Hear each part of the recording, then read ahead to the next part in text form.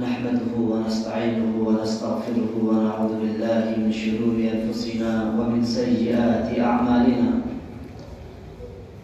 ومن يهده الله فلا مضل له ومن يضلل فلا هادي له ونشهد أن لا إله إلا الله ونشهد أن سيدنا ومولانا محمدا عبده ورسوله.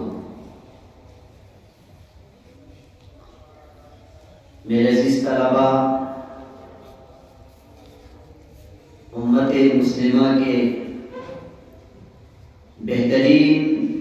مستقبل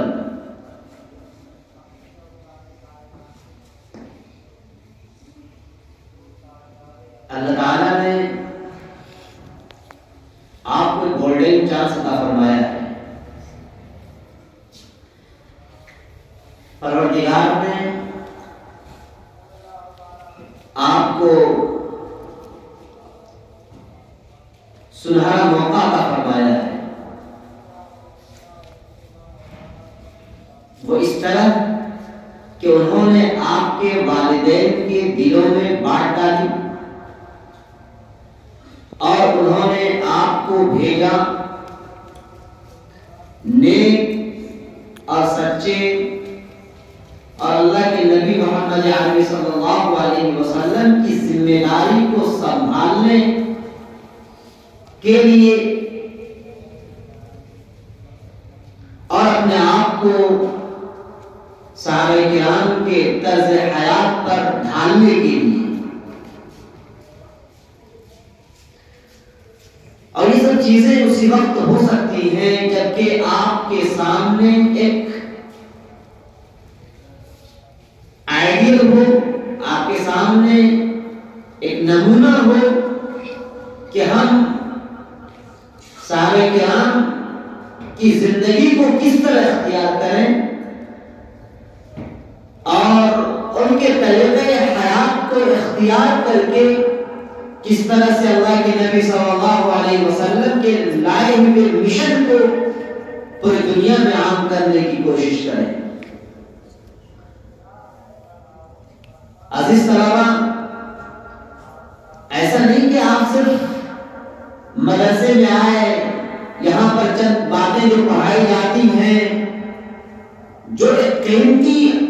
شے ہے، لیکن ہم لوگوں نے ان چیزوں کو حقیر سمجھ لیا کیونکہ ہمارے پاس ہم نے اپنے آپ کو ذاتی طور پر حقیر سمجھا، کیونکہ جس علم کو حاصل کرنے کے لیے ہم تگ و دو کر رہے ہیں، شب و روز بسر کر رہے ہیں، اس میں نہ ہمارے پیسے لگتے ہیں. جس بجلی کا استعمال ہوتا ہے نہ پیسے لیتے ہیں. جہاں پر رہائش ملتی ہے، جہاں پر ہمیں بلڈنگ رہنے کے لیے دی جاتی ہے، جو کمرہ ہمیں رہنے کے لیے میسر کیا جاتا ہے، اس میں پیسے نہیں استعمال ہوتے ہیں. جس پانی کا ہم استعمال کرتے ہیں اس میں روپیہ ہم نے کبھی نہیں لگایا ہے. جو کھانا ہم کھاتے ہیں، شب و روز کا کھانا، غدا اور عشاء یا فطور ناشتے کی شکل میں ہو، ان چیزوں میں ہم نے کبھی ایک روپیہ نہیں لگایا، جس کی وجہ سے قرآن اور حدیث کے علم کو ہم نے حقائق کی نظر سے دیکھ لیا. اور جب یہ حقائق ہمارے دماغ میں بیٹھ گئی تو ذاتی طور پر ہم اپنے آپ کو حقیر سمجھنے لگے. اور جب ہم اپنے آپ کو حقیر سمجھیں گے تو ہمارے مد مقابل کی کوئی حقیر ہو بلکہ اس میں تفضیل کے ساتھ احقر ہو، ذلیل ہو، رسوا ہو، لیکن اس انسان کو ہم اپنے سے افضل تصور کریں گے. کیوں؟ کیونکہ اس نے اپنے آپ کو افضل تصور کیا. پیسے خرچ کیے، کوچنگ میں پیسے، اسکول فیس، اپنے ڈریس میں پیسے، اپنے کپڑے میں پیسے، آمد و رفت کے لیے جو بس کا استعمال کیا گیا، جو گاڑی کا انتظام کیا گیا، اس میں پیسے خرچ ہوئے. چنانچہ اس نے یہ تصور کر لیا جو علم ہم حاصل کر رہے ہیں، جو فن ہم حاصل کر رہے ہیں وہ قیمتی ہے، اور جو فن یا جو علم مدرسے والے حاصل کرتے ہیں وہ فری کی چیز ہے، مجانا حاصل کیا جاتا ہے. لہذا جب اس علم کی کوئی کوئی قدر نہیں، اس علم کی کوئی قیمت نہیں، تو مدرسے میں زیر تعلیم طلبہ کی کیا حیثیت ہو سکتی ہے؟ گزشتہ کل جس عظیم الشان اجلاس میں ہماری شرکت ہوئی، وہاں اس بات پر خاص طور سے توجہ دلائی گئی، تمام ذمہ داران میں اس بات کی تمام ذمہ داران کی توجہ اس بات پر مبذول کرائی گئی کہ مدرسے میں جو بھی طالب علم جس بھی طبقے سے اس کا تعلق ہو، کم از کم 100 روپے فیس کے نام پر لیا جائے، تاکہ جو علم حاصل کر رہا ہے، ہاں وہ مکتب اوپر میں ہو، دوم میں ہو، سوم میں ہو، یا شعبہ حفظ میں ہو، یا علم درجات میں ہو، جو سے بھی کتاب کو حاصل کر رہا ہے، پڑھ رہا ہے، ان کو احساس ہو، ان کے والدین کو احساس ہو، پیسے لگ رہے ہیں اس میں، جس کی وجہ سے پھر آپ کے والدین گاہے بگاہے آپ کے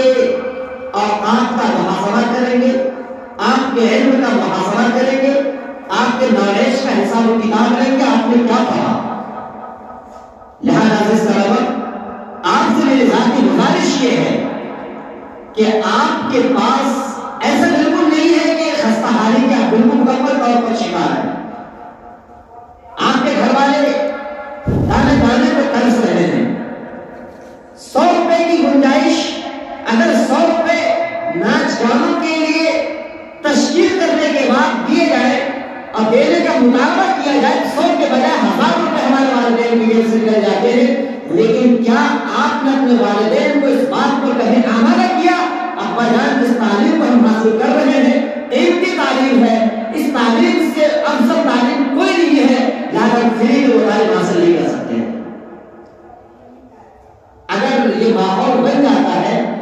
تو یقیناً ایک انقلاب پیدا ہو جائے گا مدرسے کے راستے سے، کہ مدرسے کی تعلیم بھی فری میں حاصل نہیں ہوتی۔ نمبر 1۔ نمبر 2 بات جو بات وہاں پیش آئی وہ یہ تھی، بہت اہم بات ہے، پیسے بہت مشکل سے حاصل ہوتے ہیں۔ آپ میں سے بہت سارے ایسے بچے ہیں جن کے والدین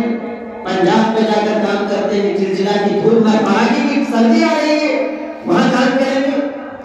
بسا اوقات کرایہ اتنا زیادہ ہوتا ہے کہ پابندیوں کا سہارا لیتے ہیں اور آسمان کے نیچے شبنم کی آگوش میں رات گزارنے پر مجبور ہوتے ہیں، لیکن اس بات کا تذکرہ اپنے بچوں کے سامنے نہیں کرتے ہیں۔ ایسا نہ ہو کہ ہمارے بچے اپنے باپ کو غریب سمجھ لیں، گرچہ وہ باپ رات کی تنہائی میں روتا ہے، آنسو بہاتا ہے، لیکن اس آنسو کا تذکرہ اپنے بیٹے کے سامنے اس لیے نہیں کرتا ہے تاکہ میرا بیٹا حوصلہ شکنی کا شکار نہ ہو جائے۔ چنانچہ آپ میں سے بہت سارے ایسے بچے، بہت سارے ایسے طلبہ ہیں جن کے پاس پیسے آتے ہیں، اچھی مقدار میں پیسے آتے ہیں، ایک اچھی خاصی خطیر رقم ہوا کرتی ہے، 1000 روپے 1500 روپے طلبہ کے لیے خطیر رقم ہے، جہاں پر کہ نہ فیس کے نام پر کچھ لیا جا رہا ہو، نہ ناشتے نہ کھانے کے نام پر کچھ لیا جا رہا ہو، وہاں پر 1000 روپے پلس کے خطیر رقم سمجھی جاتی ہے، لیکن استعمال کیا ہوتا ہے؟ آپ کے پاس موبائل ہے، موبائل میں آپ پر مہینے 300 روپے ڈالتے ہو، لیکن کیا آپ نے کبھی بیٹھ کر تصور کیا کہ جو پیسے ہم یوں ہی گوا رہے ہیں، یوں ہی خرچ کر رہے ہیں، جن کا مصرف ناجائز مصرف ہے، اس مصرف میں وہ پیسے خرچ کر رہے ہیں جو پیسے یا تو پسینے بہانے کے بعد ہمارے والدین کو مل رہے ہیں، یا یہ کہ 1000 گالیاں سننے کے بعد۔ آپ کو معلوم ہے کتنے ایسے والدین ہیں جو مالداروں کے دربار میں کام کرتے ہیں اور 5 گھنٹے 6 گھنٹے کام کرتے ہیں اور 5-6 گھنٹوں میں انہیں کتنی گالیاں سننی پڑتی ہیں، اور شام میں جب وہ پیسے لینے کے لیے جاتے ہیں، جبکہ پورا دن چلچلاتی دھوپ میں اس نے کام کیا، پسینہ بہاتا رہا، اور جب مزدوری لینے کی باری آتی ہے اس وقت انہیں سننا پڑتا ہے 300 روپے مزدوری ملتی ہے، 300 روپے میں آپ کا مطالبہ ہوتا ہے، ابا جان ہمارے مدرسے میں اتنے پیسے لیے جاتے ہیں، ہمیں پیسے دیے جائیں، جبکہ مدرسے میں روپیہ نہیں دیا جاتا ہے۔ لیکن آج میں آپ سے مطالبہ کرتا ہوں کہ مدرسے کے لیے آپ اپنے والدین کی تشکیل کریں کہ مدرسے میں روپے دیں، روپے کے بغیر آپ مدرسے میں تعلیم حاصل نہ کریں، کیونکہ آپ خود جانتے ہو آپ کا دوسرا بھائی اسکول میں تعلیم حاصل کر رہا ہوتا ہے، ان کے اوپر آپ کے والدین پیسے خرچ کرنے میں خوشی محسوس کرتے ہیں، لیکن آپ مدرسے میں تعلیم حاصل کرتے ہیں، آپ کو زکات یعنی یہ کہ غریبوں مالداروں کو میل کھلایا جا رہا ہے۔ اگر آپ اللہ علیہ نے گھر کی اجازت دی ہے، لیکن حضرت امام ابو حنیفہ رحمۃ اللہ علیہ کی اجازت بالکل نہیں ہے کہ مالدار کے بچے زکات میں رقم کھائیں۔ اور یہاں پر ماشاءاللہ اچھے خاصے بچے ہیں جن کے گھر میں اچھے خاصے پیسے آتے ہیں، جس درخت کو ہلاؤ تو وہاں سے پیسوں کے پتے جھڑتے ہیں، لیکن ایسے سے بچے بھی ہیں جو فری میں کھانا پسند کرتے ہیں، اگر پیسے آتے بھی ہیں ناجائز استعمال ہوتا ہے۔ لہذا میرے عزیز طلباء، آپ جہاں کہیں بھی پیسے خرچ کرتے ہو، آپ جہاں کہیں بھی پیسے خرچ کرتے ہو، بسا اوقات اس وقت آپ کی وہ آپ کا کی جو سمجھ ہے بالغ نہیں ہوئی ہے، آپ کا شعور بالغ نہیں ہوا ہے۔ آپ جہاں پیسے خرچ کر رہے ہو، بسا اوقات آپ پیسے خرچ کرتے ہو اپنے دوستوں پر۔ میرے دوست ہیں، دوستی باقی رہے، کچھ میرے والدین کی زندگی تباہ ہو جائے اور پریشان ہو جائے، لیکن ہماری دوستی نہیں ٹوٹنی چاہیے۔ دوستی کے نام پر ہم اپنے بھائیوں کو، دوستوں کو، جبکہ ان کے پاس پیسے ہیں لیکن اپنی دوستی کو باقی رکھنے کے پکوڑے کھلا رہے ہیں، اپنی دوستی باقی رکھنے کے اہم ڈالتے ہیں، نیٹ ڈلواتے ہیں۔ آپ نے کبھی بیٹھ کر تصور نہیں کیا کہ یہ پیسے تو 300 روپے آپ کے لیے گرچہ معمولی رقم محسوس ہو رہی ہے، لیکن یہ دن بھر آپ کے والدین کی، آپ کے والد کی مزدوری ہے، یہ پسینہ ہے۔ اس پیسے کا استعمال آپ ناجائز حرام راستے میں کر رہے ہیں۔ لہذا جن بچوں کے پاس موبائل ہے، اللہ کے واسطے جیسا بھی موبائل ہو، خاص طور سے وہ موبائل جو ملٹی میڈیا کہلایا جاتا ہے، اس کا تو استعمال کل کے پروگرام میں، کل کے اجلاس میں حضرت مولانا سید بلال حسن احمد برکاتہ نے یہ بات کہی، اور تمام انڈیا سے آئے ہوئے تمام بڑے بڑے ذمہ داران نے یہ بات کہی کہ اس وقت خاص طور پر لاک ڈاؤن کے بعد جو مدرسے عربیہ میں انحطاط، تعلیمی انحطاط پیدا ہو رہا ہے، اس کی سب سے بڑی وجہ یہ موبائل ہے۔ اگر ہمارے پاس موبائل نہیں، ہمارے بھائی کے پاس موبائل ہے، ہم کھسکتے ان کے پاس جا بیٹھتے ہیں۔ اگر وہ موبائل نہیں دکھا رہا ہوتا ہے، دوسرے دن چائے پلاتے ہیں، دوسرے دن پکوڑے کھلاتے ہیں تاکہ کل ہوتا ہمیں موبائل دکھائے۔ ہمارے پاس موبائل ہے، آپ کے پاس پیسے ہیں، ہمارے موبائل میں پیسے ڈلواؤ تاکہ جمعرات کی رات فلم دیکھیں۔ یہ ایک سلسلہ چل پڑا ہے، اسکول میں تو ہو رہا ہے، لیکن اسکول کے طلبا زیادہ محنت کر رہے ہیں بمقابل اس وقت موجودہ حالات میں مدرسے کے طلبا کے مقابلے میں، کیونکہ ان کو احساس، ان کے والدین کو احساس ہے ہم پیسے خرچ کر رہے ہیں، اور یہاں پر احساس ہم پیسے خرچ نہیں کر رہے ہیں۔ لہٰذا یہ دو رکعات تھے جو دارالعلوم العلماء کے عظیم الشان اجلاس میں تمام ہندوستان سے بڑے بڑے مدارس جو ملحقہ مدارس العلماء کے وہاں پر تشریف فرما تھے، اور انہوں نے ان دونوں باتوں پر خاص طور سے باتیں تجاویز بہت ساری آئی، میں انشاءاللہ کلام مت کروں گا، لیکن جو طلبا کو سمجھنے کے لیے بہت ساری تجاویز کا تعلق اساتذہ کرام سے ہے، میں اساتذہ کرام کو بتاؤں گا، لیکن خاص طور سے جو تجاویز ہیں کہ آپ مدرسے میں تعلیم حاصل کر رہے ہو، پیسے دو، 100 روپے عقل ہے، کم از کم 100 روپے دو، ورنہ 200 روپے 300 روپے دو۔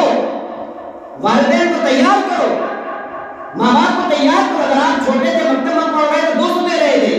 مدرسے میں پڑھ رہے ہو، بڑا مدرسہ ہے، آپ 1 روپے نہیں خرچ کر رہے۔ کبھی آپ نے بیٹھ کر سوچا بھی اپنے ماں باپ کو کبھی حق مقصود کروایا ہے، بچوں کو مقصود کروائے؟ کبھی نہیں۔ یہ ذمہ داری بچوں کی بھی ہوتی ہے، اب بدن پیسے دیجیے۔ اور دوسرا جو نقطہ ہے وہ یہ ہے کہ آپ موبائل کا ذاتی طور پر استعمال کریں گے، آپ کے پاس اگر موبائل ہے اس کو بند کر دو۔ یہ ایسا زہر ہے جو آپ کی زندگی کو تباہ کر دے گا، یہ ایسی آگ ہے جو آپ کی زندگی کو خاکستر کر دے گی، آپ کے مستقبل کو خاکستر کر دے گی۔ لہذا اس طرح ان دونوں چیزوں پر خاص طور سے آپ اپنی توجہ کو مبذول کرو، اپنے والدین سے درخواست کرو، پیسے لو، اور آپ کے پاس موبائل ہے اپنے اساتذہ کرام کی بات جمع کر دو۔ جزاکم اللہ خیر، جزاک اللہ خیر، الحمدللہ رب العالمین۔ 5 منٹ